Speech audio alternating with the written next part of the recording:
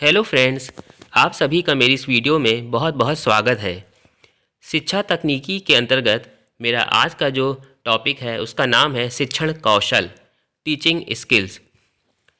School में जाने से पहले छात्र अध्यापकों में शिक्षण कौशलों का विकास अति आवश्यक है। इसके लिए सूक्ष्म शिक्षण के द्वारा टीचिंग स्किल्स का डेवलपमेंट किया जाता है, जिससे छात्र अध्यापकों में आत्मविश्वास जागृत होता है, जिससे वह शिक्षण कार्य को सुचारू रूप से संचालित कर सकते हैं। शिक्षण कौशल क्या होता है, आइए इसके बारे में जानते हैं।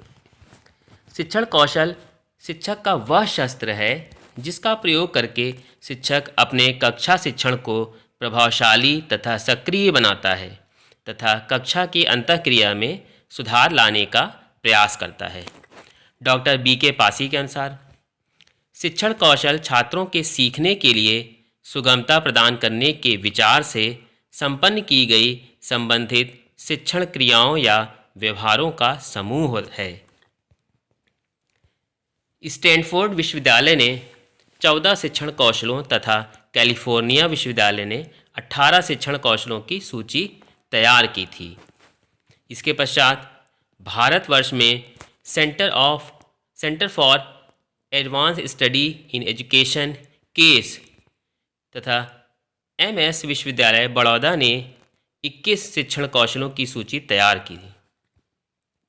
सन 1976 में डॉक्टर पासी ने 13 शिक्षण कौशल माने, जबकि डॉक्टर जंगीरा ने सन 1979 में 20 शिक्षण कौशल आवश्यक बताए। Professor D. एलन तथा प्रोफेसर K. रेयॉन ने शिक्षण का विश्लेषण कर कुल मिलाकर 14 शिक्षण कौशल महत्वपूर्ण बताए। इसी प्रकार से अगले शिक्षण कौशल जो इंदौर विश्वविद्यालय के प्रोफेसर B.K. पासी ने बताए, वो उनकी संख्या 13 थी। आइए इनके बारे में विस्तारपूर्वक धीरे धीरे समझते हैं। सबसे पहला शिक्षण कौशल है उद्दीपन परिवर्तन, स्टिमुलस वेरिएशन।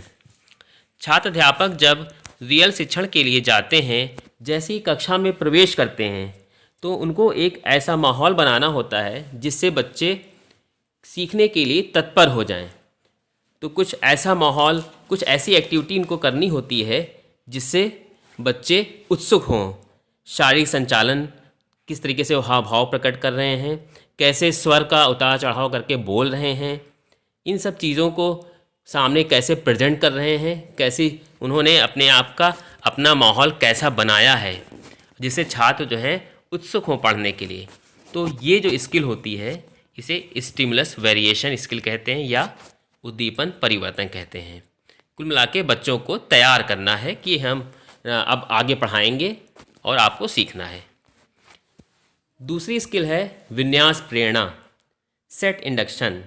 सेट इंडक्शन का मतलब होता है बच्चों में एक लहर पैदा कर देना, एक माहौल तैयार करना कि हम जो पढ़ाएंगे वो आपको सीखना है और आपको बहुत अच्छा लगेगा।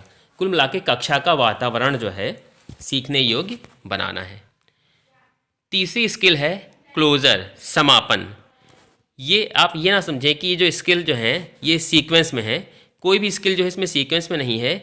आप इसमें जो जैसे क्लोजर लिखा है तो इसका मतलब ये नहीं कि यहाँ पे स्किल मतलब यहाँ सारी ख़त्म हो गई हैं। क्लोजर का मतलब होता है समापन। जब आप पूरी पाठ योजना पढ़ा चुके होंगे क्लास में, तो किस तरीके से आपको लेसन प्लान उठाना है, कैसे अपना चार्ट उतारना है, कैसे आपका जो रोलर बोर्ड है वो कैसे आपको साथ में लेके आना है। तो ये समापन स्किल इसीलिए सिखाई जाती है कि ऐसा ना हो कि आप हड़बड़ी में कुछ और उठा लें, कुछ चीज़ें छोड़ दें वहाँ पे। तो ये एक स्किल है समापन। इसके पश्चात अगली स्किल है शिक्षण मौन एवं अशाब्दिक संकेत, teacher silence and non verbal cues. ये जो शिक्षण स्किल है इसका प्रयोग कक्षा में बहुत कम ही करना चाहिए। जब आप पढ़ा रहे हों, आपने ब्लैक बोर्ड पे चीज़ें लिख दी हैं, उसके पश्चात जब आप बच्चों को कहेंगे कि आप उतारिए, तब तो आप इसका यूज़ कर सकते हैं। शिक्षण मौन रहेंगे और ना अशाब्दिक संकेतों के माध्यम से उनको बताते रहेंगे, लेकिन उस समय सिर्फ रहना है। उससे बाकी पूरे शिक्षण कार्य के दौरान जो है आपको मौन नहीं रहना है, बोलना है, बच्चों को अपनी तरफ आकर्षित करते रहना है। ये हो गई शिक्षण मौन तथा अशाब्दिक संकेत स्किल।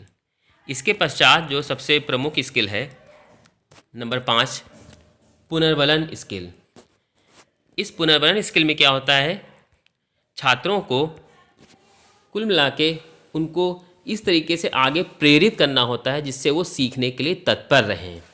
उनको शाबाशी देनी है। अगर कुछ प्रश्न आप पूछ रहे हैं, उनको आपने शाबाशी दी तो बच्चे सीखने के लिए बहुत आगे ललायित होने लगते हैं।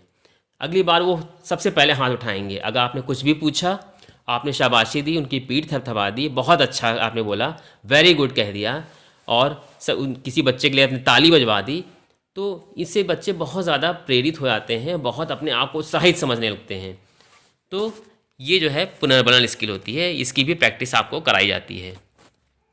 इसके पश्चात जो छठी स्किल है, प्रश्न पूछने में गति। इसका भी बहुत महत्वपूर्ण योगदान होता है।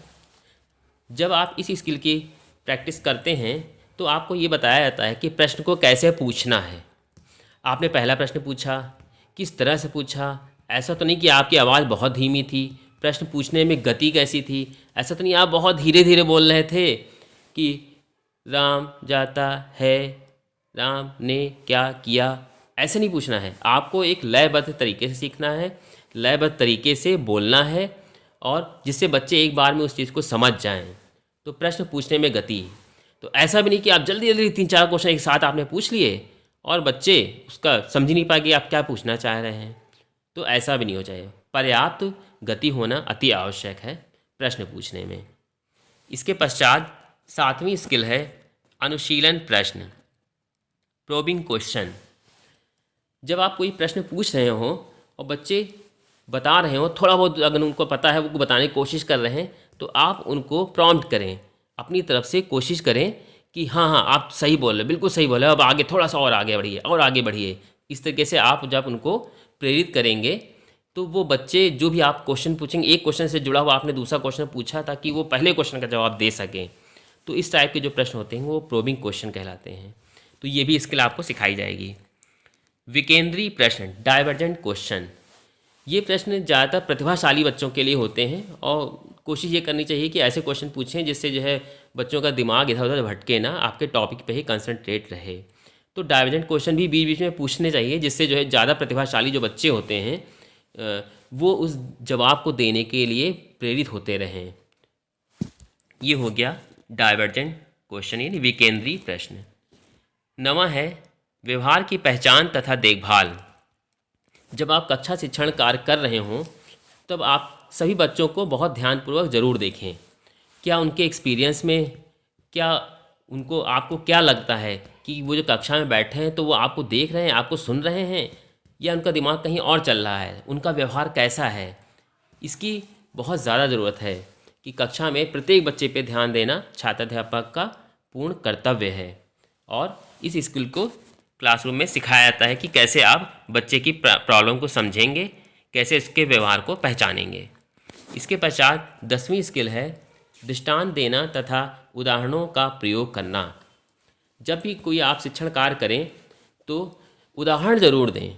किसी भी चीज़ को इस तरीके से उदाहरण दें, इस तरह से व्याख्या करें कि उसके सामने एक दृश्य उत्पन्न हो जाए। अगर आप कोई कहानी सुना रहे हैं तो कहानी इस तरीके से सुनाइए, उचित हाव भाव के साथ सुनाइए कि बच्चों को सामने ऐसे लगे कि उसका दृश्य दिखाई दे रहा है। तो इसे ये दृष्टांत हो गया कि आप किस तरह से आप दृश्य उनके मस्तिष्क पे बना दे रहे हैं और उसके साथ साथ आप एग्जाम्पल देते जा रहे हैं, उदाहरण देते जा रहे हैं। तो ये बहुत महत्वपूर्ण स्किल मानी जाती है, तो इसका अभ्यास कराया जाता है।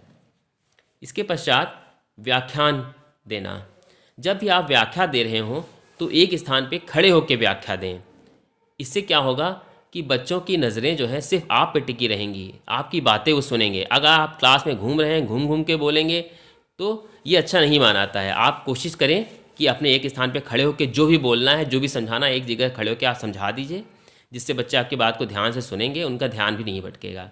तो लेक्चरिंग स्किल में बोलने के लिए आपको उचित शब्दों का प्रयोग करना चाहिए। ये होगी व्याख्यान देना। इसके पश्चात 12वां है उच्च स्तरीय प्रश्न, हायर ऑर्डर क्वेश्चन। ये प्रश्न भी ज़्यादातर बहुत कम ही पूछना चाहिए। ये प्रतिभाशाली बालकों के लिए ज़्यादातर होते हैं, तो इनका कम से कम ही प्रयोग करें तो ज़्यादा अच्छा है। इसमें पूरे लेसन प्लान में 1 या 2 आपने पूछ लिया, वो उतना ही बहुत है, उतने में ही बहुत ज़्यादा टाइम चला जाता है।